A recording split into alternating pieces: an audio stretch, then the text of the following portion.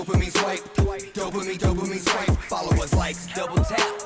Now they control your life. What is going on, beautiful people? Welcome back to the 817 podcast, the weekly podcast talking about Fort Worth trends, updates around politics, business, economics, culture, you name it. We enjoy doing this. Welcome, my co-host, Jimmy Sweeney. What's up, man? Not too much. Just enjoying a beautiful weekend. A lot of time outside, doing random house projects. I know you guys enjoyed the market over at Texas Wesleyan yesterday or on Saturday. Yes, I saw your lovely family at the Mindful Market, Funky Town Mindful Market. I think I was the least mindful person there. I was walking on the grass and not the sidewalks. My wife was yelling at me. She's like, "You're not being mindful." But hey, it was great. It was good to support. I then went around East Fort Worth trying to find the best tripa tacos and found some, but I'm not sure if it's I found what I need. I went to Rio Grande Valley and like had the best tacos ever, and I just think I'm not going to make it happen. I just don't think it's not going to happen. Have you been to Los Taco Laches? I have not been there. Okay. But I don't know if they have tripa. Yeah. Oh, now I'm trying to think if they do. But I love that they were over in our neighborhood. Now they've got their swanky new spot over off of Berry with a drive-through and everything. But their $1 Taco Tuesdays are tough to beat. Awesome. You know who's tough to beat? The Popos. What a transition. All right, people. So if this is your first episode, what we usually do is 3 short stories, 1 big story, and then wins and losses for the week of Fort Worth. We got 3 stories that we're going to grind through. They're not fun, but we got to bring them up. So the first one is Fort Worth police getting a $74 million budget unanimously approved by the city council for technology. All right. So that includes tasers, body cameras, license plate readers, and other equipment that was approved on Tuesday. The contracts with Axon Enterprise, and we have 2 other contracts with them worth millions of dollars. And my big thing about this is, why do we need to have you in the bond package for another $39 million if you're just going to get unanimously approved for $74? And like 6 months ago, maybe it was a year, whenever, we already gave you the CCPD fund of like $70-something million a year for new equipment. Like, we're already spending all of this money for you to get new equipment. Why do you need more? Who's making the budgets over here? Because y'all are some reckless spenders. Yeah, they're going to have little Oculus headsets walking around looking like kids on Christmas. Now, here's the thing, though, right? Quoted, a quote in the Fort Worth Report on this article is kind of what Mayor Maddie Parker said. This contract is really about being good tax stewards to our taxpayers, and also better transparency and making sure all of our officers have the very best technology available to them to do a very difficult job. You know what else is a difficult job? Being a teacher. Yeah. Do they got the best technology? We didn't even want to fund their middle schools, right? We didn't want to give them auditoriums. And in the current election, there are 2 state amendments to decrease funding to public schools. Yeah. Like, literally, what are we doing here? Yeah. And so just like, to me, if we're going to give the fanciest and shiniest things to very difficult jobs, there are also very difficult jobs in being a mother, childcare. There's also a difficult job in being a teacher. All right. So we can't just unanimously use our powers to give one party toys and then make it complicated where bonds only get passed by 56 votes so that we can have some proper middle schools in the city of Fort Worth. The one thing about this technology that I am for the only thing about this technology I am for is that the body cameras automatically turn on when an officer pulls their gun or taser. Like, especially Fort Worth, we've had too many times where, oh, we don't have the body cam footage, or the body camera was turned off, which we all know why they get turned off. But if we're taking that ability away from officers, like, I will say that is a pro, but there is no reason that we should be having to give them extra money to buy this equipment. And the situation had me thinking about when we had Dr. Ferris on talking about the elections, and she put forward that she hoped that having new, younger people on city council would help break the chummy, like, unanimous votes within city council and potentially add some people that would add some dissent. This is one of those votes where I would rather see some of the city councilors who are potentially against this, stand behind that and vote no. Like, even if it's still 7-2 or 6-3, it's going to pass, but at least maybe stand behind what you think your constituents would feel about this, as opposed to continuing to play the friendship, we all get along card that Fort Worth loves to prop itself up on. And this is one of those votes that really brought up that conversation to me again, because I doubt that this is actually a unanimous agreement on this funding, but I think there's just a lot of concessions that get made for people to be seen as, going with the flow. Yeah. Yep. No, that unanimously, right? And with, like, districts being redrawn, like, some of these counselors don't know exactly who their new constituents are going to be and how they relate to them. And so maybe there's some, like, just playing the middle easy ground on potentially what could be like a hot button thing come re-election time. So this felt like a very political gamey sort of vote to me. That I didn't super appreciate. Yeah. The office recommended several policies, now that they got, there's drones as well. So enforce drone use to only what is allowed under federal and state law. Create rules for the use of automatic license plate readers and add violations of the rules to an officer's disciplinary record. License plate readers will only be used to address Class B misdemeanor crimes and above, not minor traffic offenses or low-level crimes, and it will not be used to enforce immigration. We also have bar officers from using sleep mode on the body cameras for anything other than momentary personal privacy or privacy of victims. Develop community education campaign to help the public understand the purpose of new technology and how it will be used. The sleep mode for privacy of victims, I feel like there is some gray area to that. Like, oh, I didn't want my body camera to be on for this person that I just tased. Yep.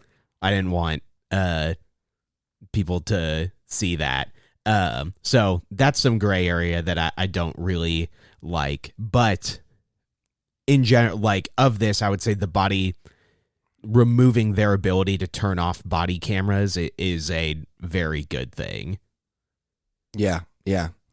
Well, I mean, that's our first short story. And I totally agree. Well said that we should have saw some type of friction and against this approval, but none of that happened.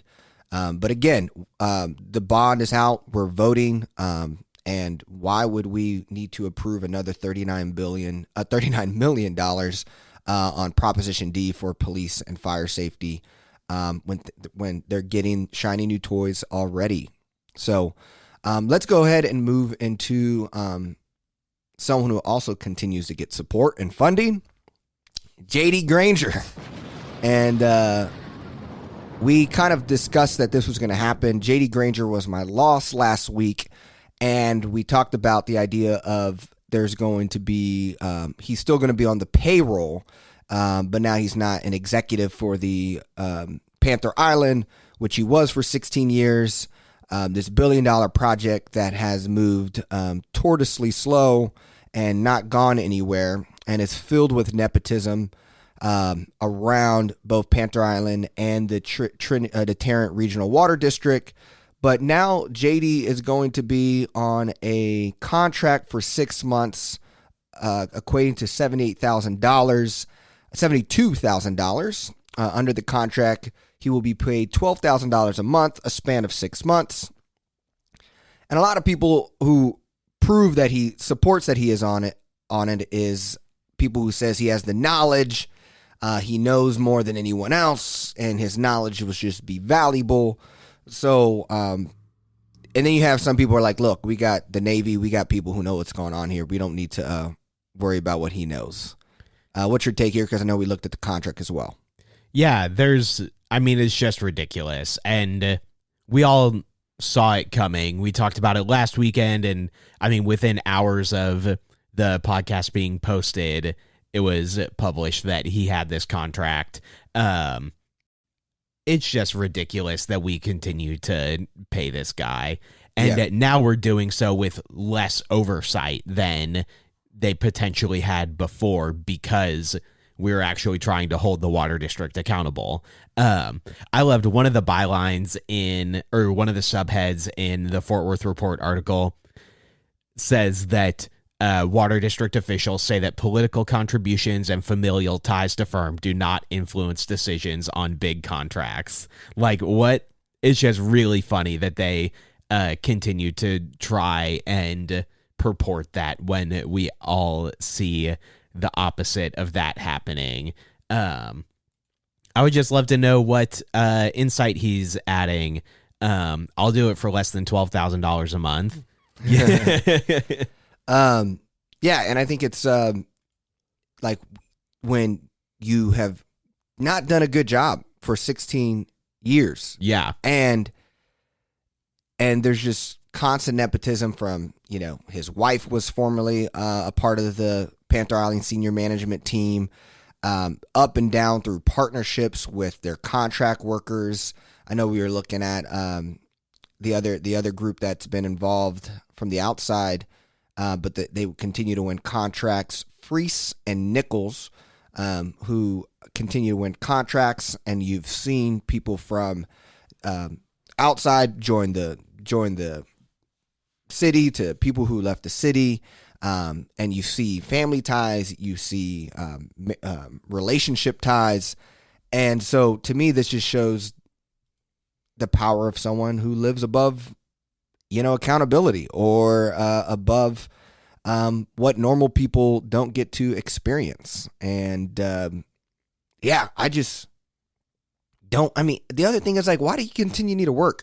I'm confused. Like, I'm sure you got plenty of generational wealth behind you. Like, just go sit on an advisory council and work for an hour a month and just like share your little knowledge for free. Like, why, what's $150,000 to you? Like, I don't know. The contract is, I guess, $72,000 to you. Not even, Yeah. Well, for the first 6 months, I'm sure that, hopefully it's like a bye Felicia contract where after 6 months it's just bye. Like, it's like a slow roll. I won't hold my breath.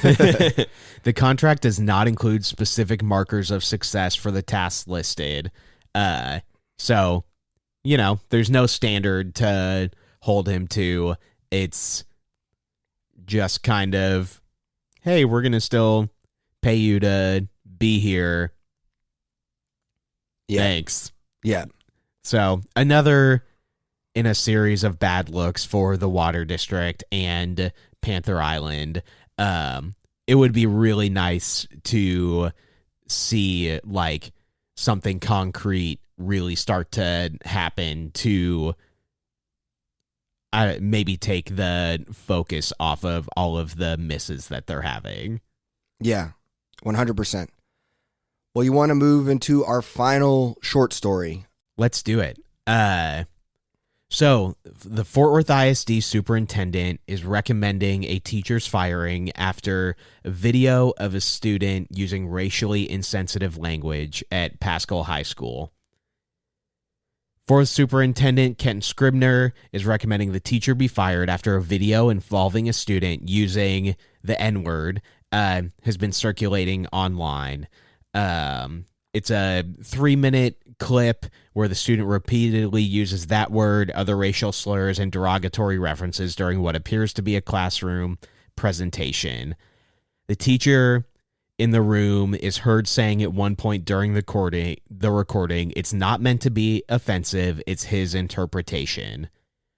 We don't know like a ton of details behind what this assignment was, but I believe it was like a Romeo and Juliet, which I got confused. Like if you had to make your own interpretation of Romeo and Juliet or something like that. Like, yes. I was like, what? That's like crazy. Regardless of who you want to like put in the main characters there in your interpretation, there has to be the guideline of you can't use racial slurs in class. Like I feel like that's a pretty basic, like that is a pretty basic guideline to set, and something that should have been shut down immediately and not continually encouraged. Yeah, I mean, when you watch the video, I'm not sure if that's the teacher that says, like, wow, you know, nice, or like it's like something like really strong R at the end of that. Something like that. Someone says that.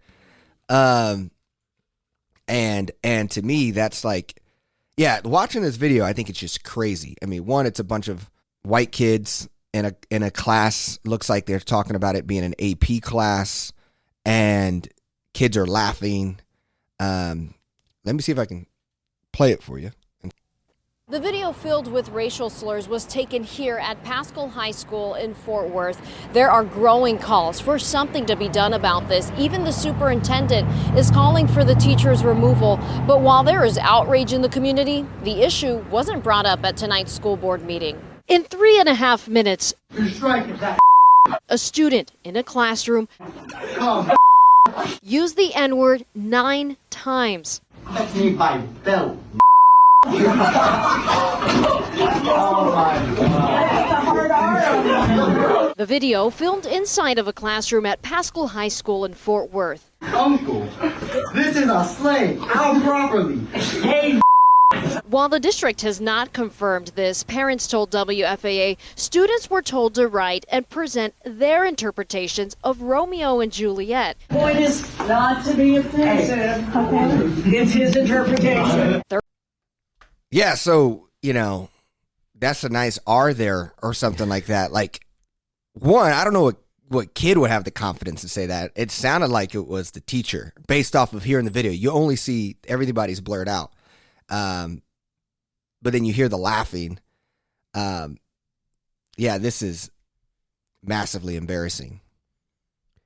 Yeah. And it also like brings into focus all of the issues that North Texas school districts have had with racism inside of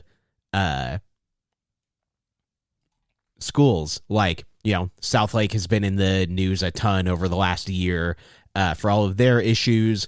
We have so many unfilled superintendent and school board roles, partially because people are being removed over claims of critical race theory and stupid stuff like that. I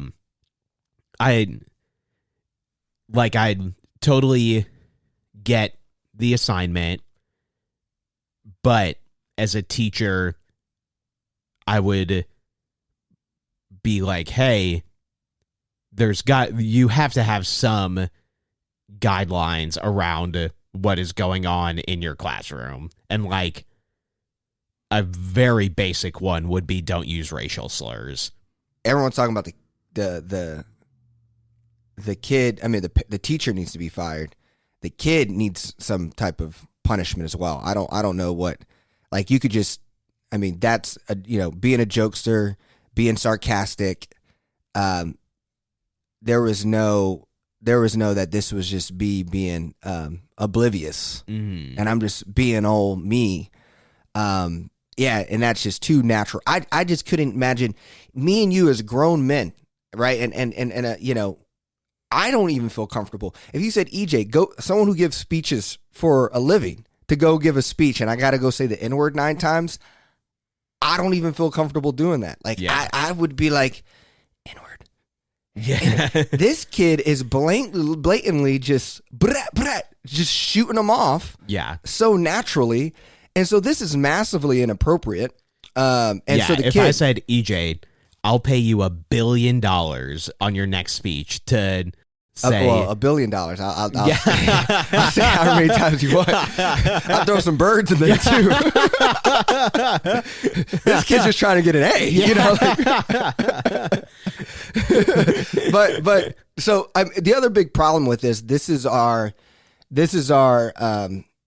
aristocrat public school of Fort Worth. This is where if you do have a kid who is white that goes to a public school, this is the school that they go to, right? 26% of Paschal High School is Caucasian. Now, which is basically double the rest of the school district. Yeah. Arlington Heights, Terrell Academy is like another one, but that's a smaller school.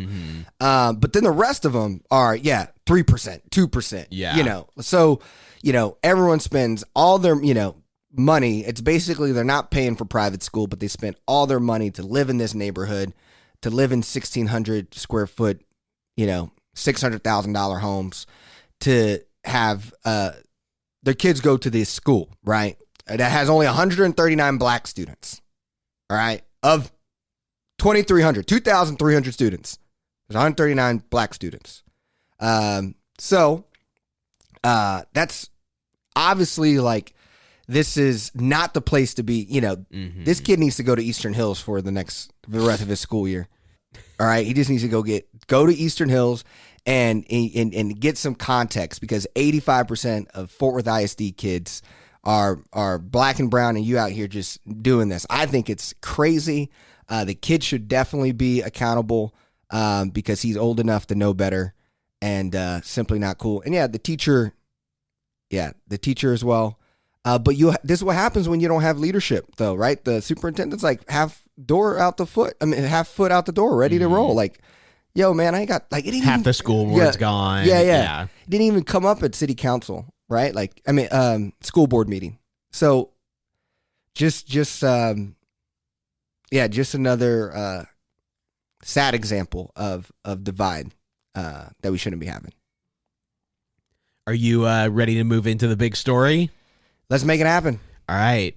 And this is something that we both sit on opposite sides of the coin on. Actually, I feel like I'm 50-50, but Okay. you've inspired. We've sent some articles. Yeah. And I got some hot data as well. There's a lot of opinions on this. Fort Worth embraces cryptocurrency, becoming the first city in the U.S. to mine Bitcoin. So cryptocurrency in general, I would say, is a very confusing thing to a lot of people. I think it's like a word that is used, but people don't actually know what it is. So basically, these super high-powered computers try to solve this crazy math problem, and if your computer is the first one to complete that problem, you're awarded with a Bitcoin. Don't come for me, that's a major oversimplification, but just trying to make it understandable. So that process is called mining, your data mining. And Fort Worth has become the first city to, I guess, try to make money off of cryptocurrency. First U.S. city to do so. Really interesting. Yeah. No, I mean, they put up some about less than $2,000 worth of donated 3 machines that is mining in the basement of city council, and not sure what's going to come out of it. But the positive of this story is this is the strategy and what we're trying to accomplish in Fort Worth. The ROI was there from a marketing and awareness side. If you can tell me Fort Worth spends no money, on an idea, and you get to be in CNBC, Bloomberg, Mayor Maddie Parker is on Twitter with 400 people in a live chat talking about Fort Worth and Bitcoin.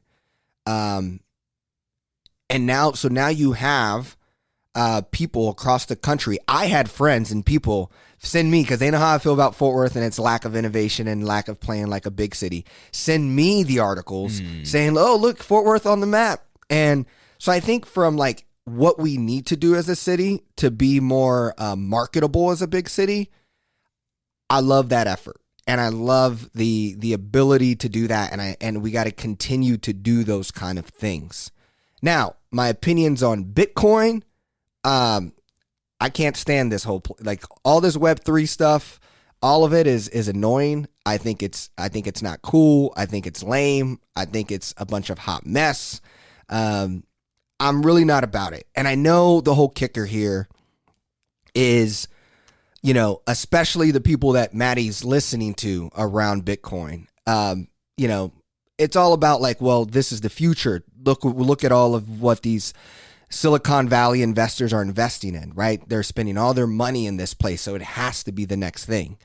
And what I believe the problem with Bitcoin and this whole decentralization thing, it's really a bunch of rich people who are trying to just try to get power by getting off of state-backed currency.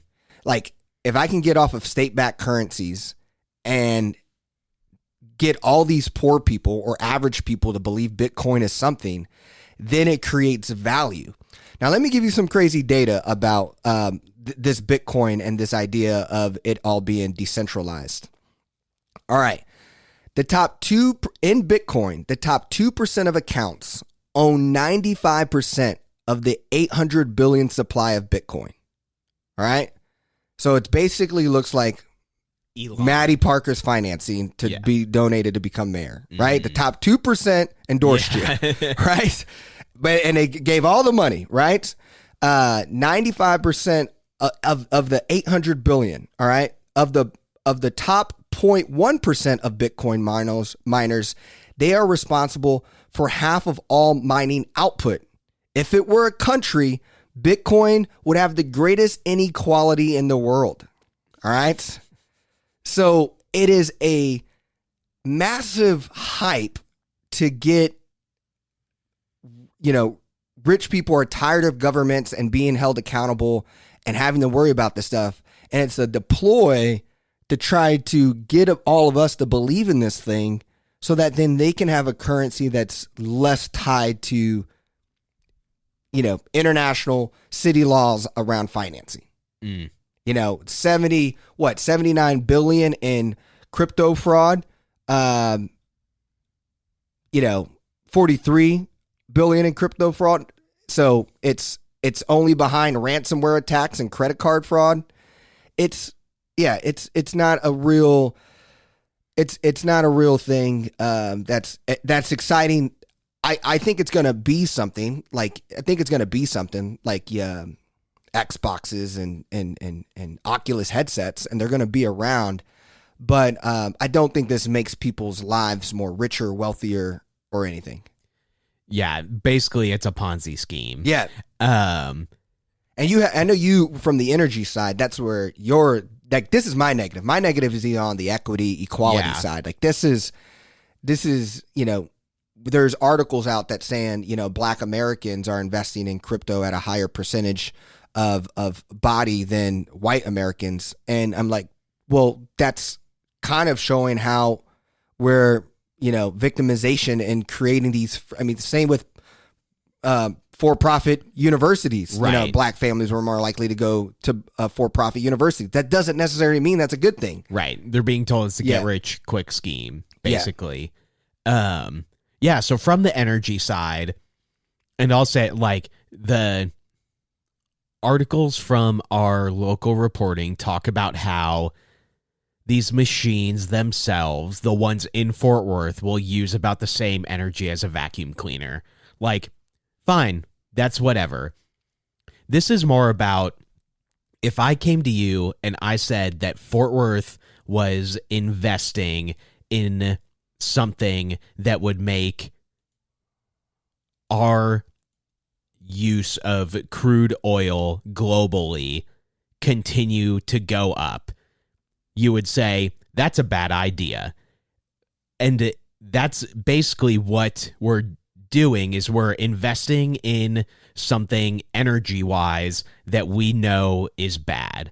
Article from Bloomberg from this week says that crypto miners' electricity use in Texas would equal another Houston by mid-2023. So in a year, we are going to need to supply the energy for crypto miners for the equivalent of the largest city in our state and the fourth largest city in the country. We can't even keep the grid going in our current state, and we're trying to add the equivalent of our biggest city onto this for what? And so that's really where the rub is for me, is that it is well documented that crypto is not good for the environment. So, granted, Fort Worth is built on oil money, so we have a history of contributing it to. And that's why I think this was why to Fort Worth this was cool, because it kind of is the digital version of pitting your mind and pitting your machines into something and exploiting it out, and extracting wealth. It is very much a digital imagery of oil and gas, which I think also connected to this, and also the Wild Wild West feeling of crypto. Again, to me, like, I listened to the Twitter chat of them announcing it, and even the people who were on it, it was like, if you just would have went to their profiles, it was a bunch of white guys. I mean, not lying to you, riding a horse with a Texas flag and a cowboy hat was their Twitter profile. And he was talking about freedoms, and he was talking about, Texas, doesn't, we're rebel, and we are the perfect state for mining Bitcoin. It was just classic, like, oh my gosh. Now, do I think this industry is a good industry that could potentially get better? I know Ethereum and some of these really smart kids are trying to, and they know that the future of this to actually be worth anything comes down to it being green. Yeah. And so I'm not saying that the possibility is not there. And all in all, the A plus goes to the marketing and the effort. More people know who Fort Worth is. Maddie was doing a great job promoting and pitching. We want the next Bitcoin conference in Fort Worth, which was in Miami this last go around. I was loving all of that. Like, she was definitely hustle and promoting Fort Worth on Twitter and doing her thing. There is just, we as public have to be aware of the environmental challenges and the inequities that Bitcoin just extends. Right. And so in the next 12 to 15 months, officials are expecting 5 to 6 gigawatts of new demand from data miners. However, about 17 gigawatts worth of crypto miners have inquired about plugging into Texas's grid. So we're already talking about 3x what we'd project as having interest of coming to Texas. And I think we all know that our power grid's not ready for that. So I do agree with you that like Maddie has set forth that she wants Fort Worth to become more innovative. It's not a stretch of the imagination for somebody to see cryptocurrency as innovation. And so I do think that I see the line of thought on this, and like the city didn't pay for the machines, but they are going to be running 24 hours a day, which that in and of itself, like Bitcoin and cryptocurrency isn't always profitable to mine. So the fact that it's going to be running constantly is not like that great of a thing. Like there's times that you want it to run and times you don't want it to run. And since we're not really controlling that, like that's another little negative. So I do appreciate the like effort in trying to become more innovative.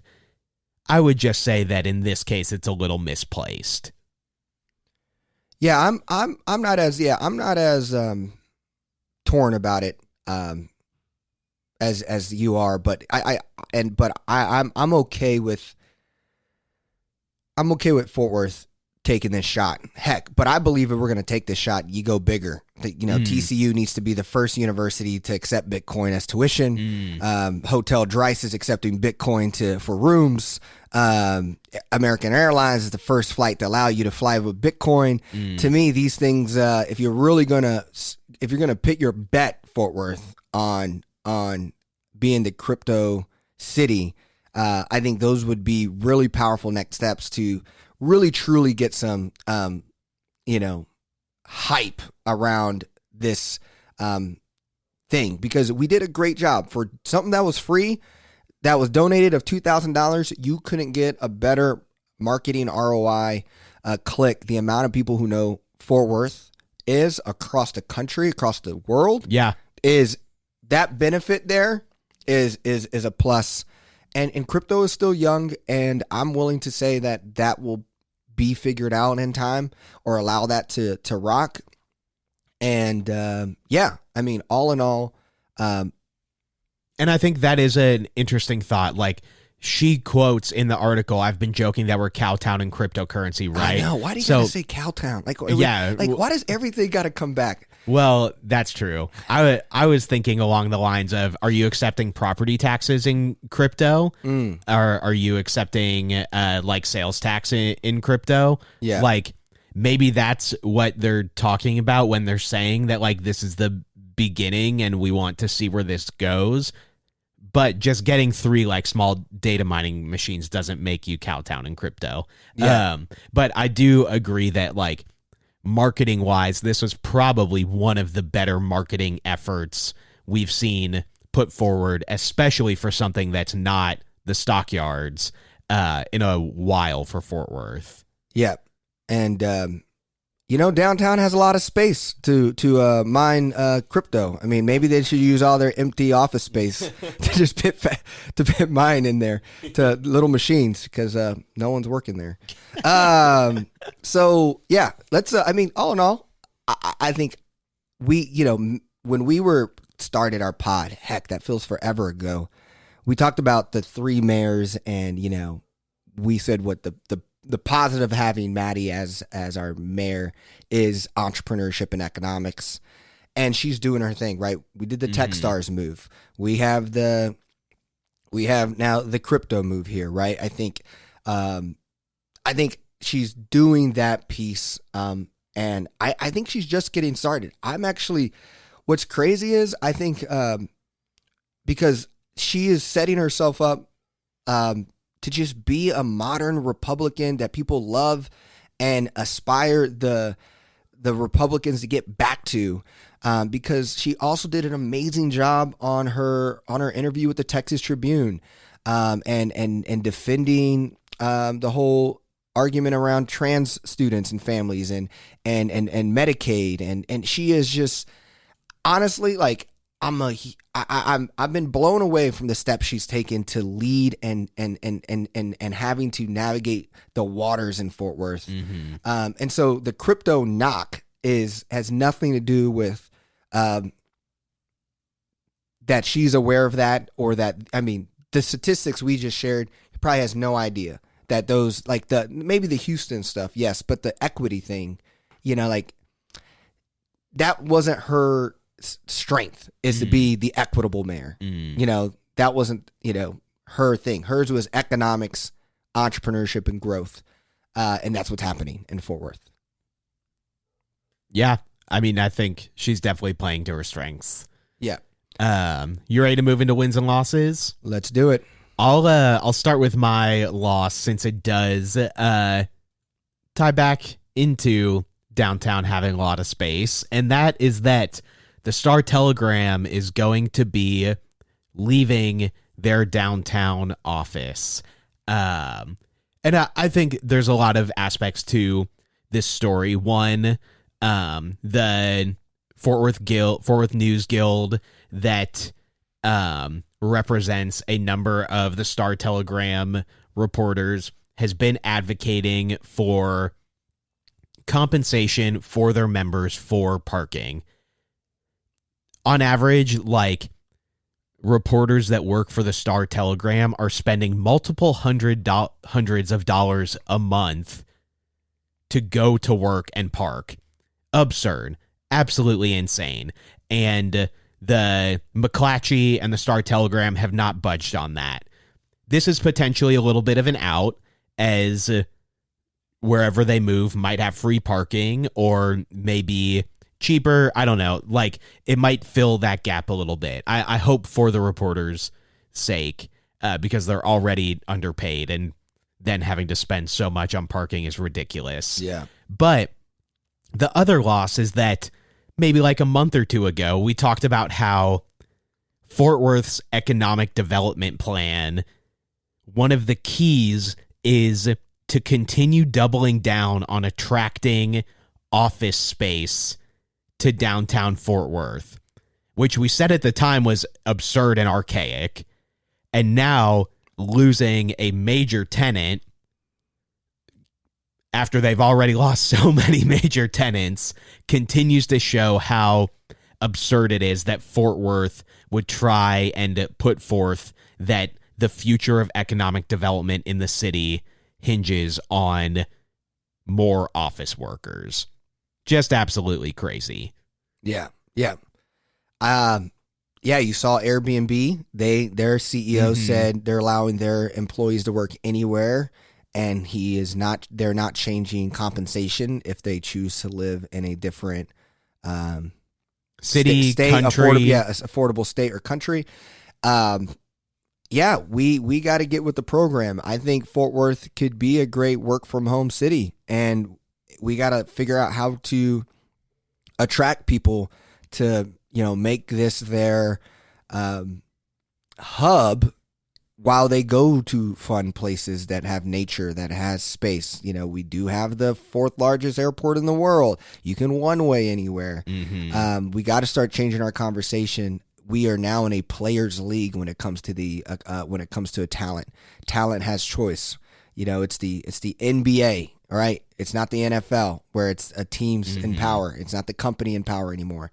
So now that it's becoming democratized, and we got to do a peer-to-peer combat, that is Jimmy trying to get friends to come. That's EJ trying to get friends to come. That's everyone in Fort Worth talking about how great Fort Worth is and how friendly it is to live, how inclusive it is, how affordable it is. We got to change the narrative, because not even your newspaper, one of the most traditional organizations and things, is not even wanting to buy an office lease. And like we've seen Kimpton Harper Hotel, like converting the old XTO energy building into a really cool space. Like, that's what we need to be attracting here, is how do we convert this office space into cool, dynamic areas for people to come and stay or come and live. Like, our downtown apartment scene is miserable. just in terms of like where the apartments are located. It's not in the central city area at all. Come convert it to some cool space that locals want to come and patronize. Like I think that Fort Worth has all the assets, and it's brings into even more stark light that we're trying to double down on not using those assets to attract people. And this just actually goes with like my challenge with Fort Worth. Fort Worth is not an entrepreneurship city; it's a real estate city, and most of America is that way. Where when we thought of business success, we saw it as owning land, and so everyone was able to own land early.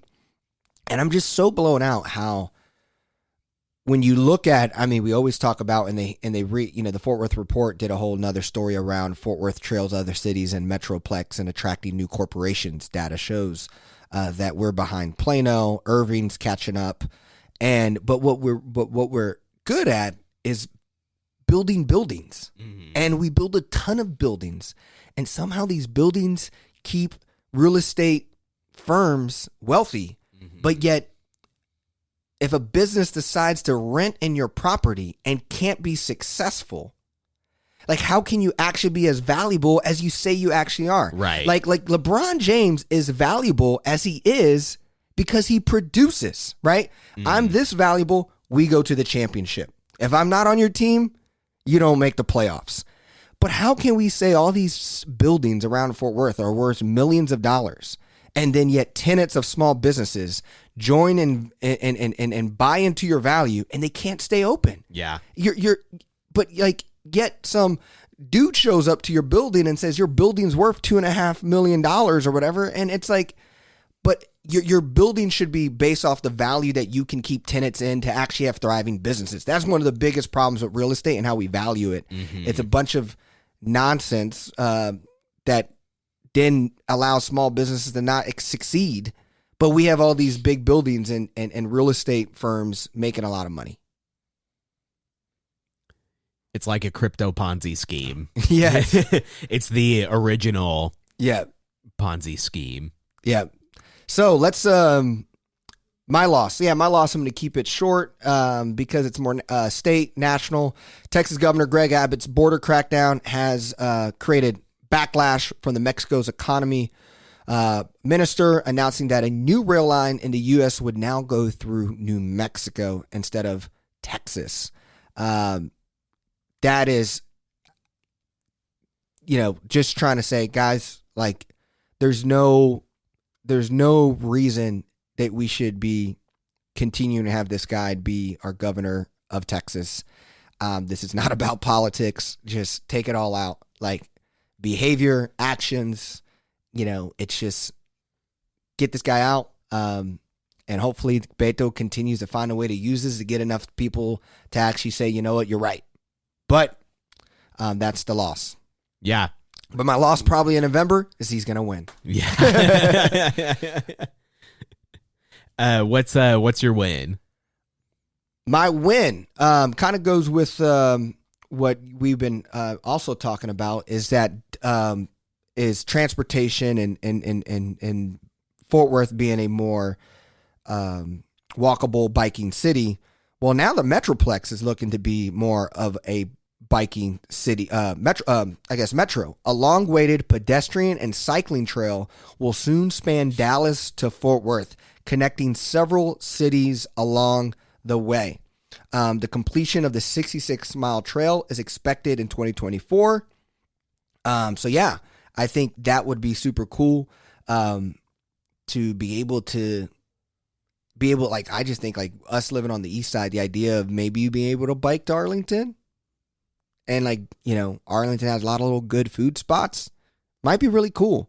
Yeah, I mean, Jerry Jones has prevented light rail from going through Arlington so that he can get his parking money for so long. So this is a step in the right direction in actually connecting cities a little bit more. Yeah, it still needs a name. So if anyone has a creative name for a biking lane, throw it in the hat. I don't have anything clever. So, what is your win? My win goes along with that, and that is that Trinity Metro has named its new leader. Richard Andreski, Bureau Chief for Public Transportation for Connecticut's Department of Transit, will take over as CEO and president of Trinity Metro. Following an 8-month nationwide search for a new CEO and president, they have chosen him. He has been the Bureau Chief for Public Transit since 2015 in Connecticut, and he'll replace interim CEO Paul Ballard, who took over in November 2021. I think this is a great hire. Like, we needed to dip into an area like the Northeast that has light rail, has commuter rail, has solid bus service, to come down and really put their spin and put their take on our transit network and budget.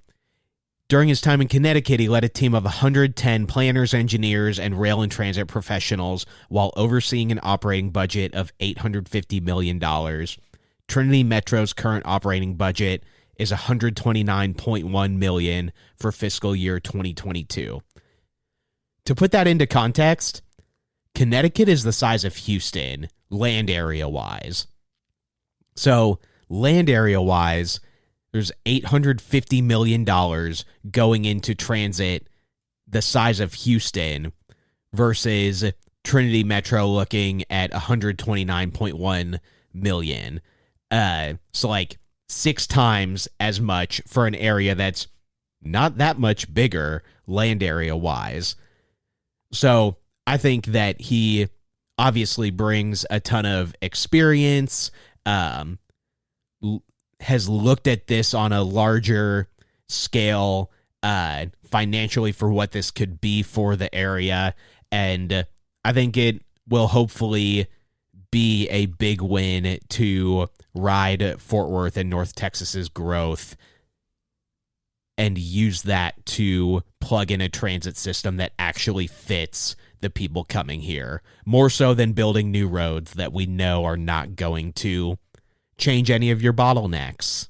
I mean, the cops, the police just got 62% of the entire Trinity budget for Oculus headsets and cameras. So, how about we turn that Proposition D, at $39 million, and make a revise to it and give that to transit. Amen. Awesome. We had a lot today in the pod. Thank you for listening to the pod. If you're a loyal listener every week, we just appreciate you. Jimmy and I do this on Sundays and fit it in our lives, and we've really enjoyed. We're going to be coming on 2 years here soon. So 2 years is around the corner, and just been really fun. Continue to share with friends and new people in Fort Worth who want to understand more of the city. And I know it may not sound it, but we do love Fort Worth, and we love what it can be and where it should go. And we just want everyone to be able to be proud of who they are, even if they're not cowboys or wealthy or, come from the Granger family. We all want to feel like this is a place where we can thrive. So thank you for listening to the 817 Podcast and being a loyal listener. Yeah, thanks for listening, and we'll see you again next week. Swipe, dopamine, swipe. Follow us, likes, double tap. Now they control your life, Dopamine swipe. Follow us, like, double tap. Now they control your life,